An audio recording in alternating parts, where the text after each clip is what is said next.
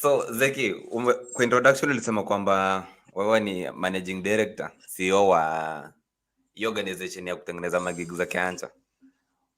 Ni nini ilifanya ukufanya hii event, ama ni juu venye ulikuwa umekwa rumande for a long time au ukupata schedule ya kutengeneza event kina Mr. Kuria hizo stuff? Pardon, sijakusikia fiti.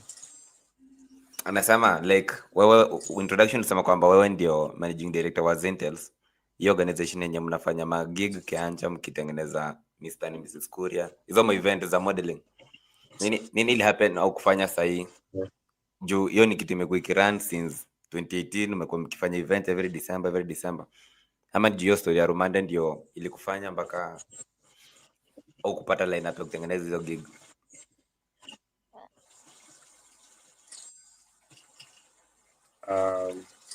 Apparently 2024 ilikuwa na a lot of challenges. Within your period nilikuwa na issues, na by the time natoka, so unapata time ilikuwa imerun, so hakukuwa na good time ya kuorganize such an event plus na whatever had happened.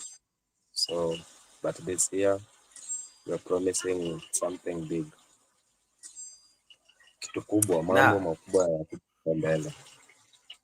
Before to jump on that side, na umetuambia about your story ya Rumande, ulitoka aje? Ilifika aje wakaamua kwamba acha